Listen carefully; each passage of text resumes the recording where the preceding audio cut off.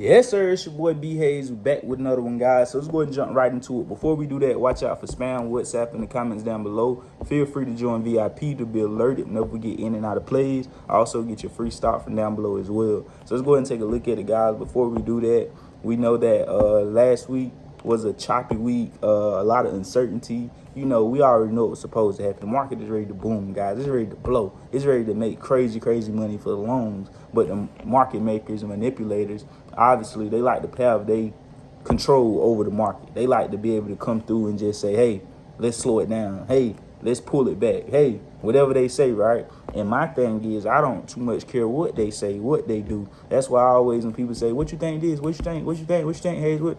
I'm going with the flow. I let the market come to me. I don't go to the market. I let it come to me. For all as you concerned, you all should be retired traders, meaning you retired. You don't care about making no money in the market. The only way you care about making money in the market is if opportunity presents itself so good enough that you cannot risk losing it. And that's what we need to prepare ourselves for going forward in 2023. We not coming out. Hey, market, go ahead and do what you do. Do what you do. We're not worried about you. But when the opportunity presents itself, that's so good to where I'm raising it, I'm screaming it from the rooftops, like we did on Carvana. Bye, bye, bye, bye, bye, screaming it from the rooftop. That's when we come out and play. That don't make sense. I know it makes sense. But anyways, you're a retired trader. You're a retired investor as well. We're not investing. We're not trading unless opportunity presents itself so good that we'll be a fool if we missed out on it. Just like investing a month or so ago, investing now, investing weeks ago. You'll be a fool if you miss out on them opportunities. Stocks down over 90%. Come on, man. But anyways, as we know, guys, the feds, the trickery, the fuckery is crazy. And I'm here to let you guys know exactly what's going on. Block out the fluff, block out the noise, block out all the fancy words, block out all this stuff and just give it to you with common sense and common, just very common, where fifth grader can understand it. So what they have been doing is hitting you with a hot and cold switch, saying, oh, we're going to be aggressive with hiking interest rates. Oh, we're going to slow it down. And that right there is going to flip-flop the market. The more aggressive they be with hiking interest rate and tighten balance sheets, the more scary it is for the market. The more it could come down and pull back and panic.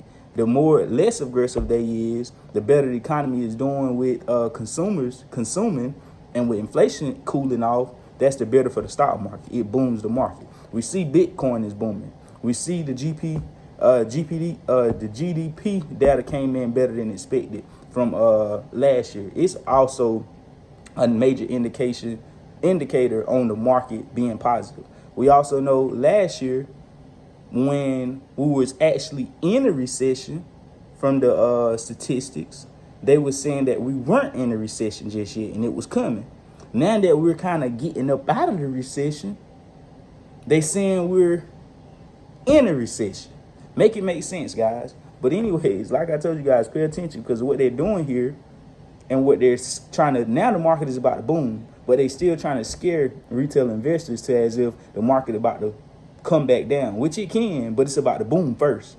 And they trying to scare you by saying these things or whatnot, guys. Like I say, block out the noise, because the market is about to soar, and they trying to, do whatever they could do to hold it back, but they're not going to be able to. If they put this in perspective, if last week was a bogus week, last week was very bogus, very unauthentic, and very fake. And what I mean by that is the market was not moving the way it's supposed to move. That being said, if they did manipulate it, allegedly, that's the best you could do. Carvana was still up, even though it pulled back. It was still up. It came from $3. I alerted at 3. It was still up over 100%. You get what I'm saying? A lot of these other plays, basically what I'm getting at in a nutshell is, if that's all the pullback you could do, I already know it's about to happen next week. That was the best you could do. That's the best y'all could do. But anyways, going into next week, guys, like I told you guys, stock market is about to boom. Things is about to get crazy. As we also, Bed Bath & Beyond, the way it ran, it's supposed to pull back more than it did. That was the best you could do. So we had Apple end up on Friday. We had Tesla end up on Friday. We had Upstart end up on Friday. We had Tilray end up on Friday. We had a lot of stocks end off on a positive note, putting overall market in a positive, ended in a positive note for his third straight week, guys. Going into next week, I'm very, very positive on the market and believe, some incredible things about to happen. Fusion VIP, you got, back-to-back plays on Friday, 2 solid plays, made it all the way through. One of the plays were genius groups. We let it run, we wait for the panic, it dipped, alerted it. As soon as we got in at the high 2s, low 3s, we ended up selling it, made a profit out on that. Good, plain and simple. And it's crazy because the peak, or after the dip and where we sold at, that was the best it did. It didn't go no higher. I thought it would possibly go back to the 4s, but I'm glad my intuition and going with the flow of the market told me it's time to get out. But anyways, after making that successful play, we made another successful play with Affirm. I alerted Affirm. Now, I alerted at 3 o'clock. And could tell it was about to jump up aggressively after already being up a nice percentage. And once we got in, I love it whenever we can end already with some cushion. So whoever got in the firm at the last, right before close, we already ended up over 20%. 20%. Take overall market 2 years to get those type of returns. This is just a drop in the bucket because it's not even did nowhere what I'm expecting to do. I'm expecting a firm to jump from $14 range to around $17, $18. Even if it don't get all the way quite to 17, 18, getting to 16 would be a significant jump. Exactly what we need to see. And we already up $400 on that as well. AMC, GME going into next week. GME had a nice little Friday on his hand. It did pull back right at the end, right at the last 20 minutes after running up to 20, touching that 20 barrier. And then it pulled back, guys. But we know GME, once it run, it could really, really, really run without all the manipulation and stuff being involved. AMC, it ended at $5.46. That earlier that day, at around 11 o'clock, it shot up, wanting to go towards 6, and then shot right back down, giving those gains back, guys. And it's going to be tricky, trying to trick people out. I believe it's going to shoot up.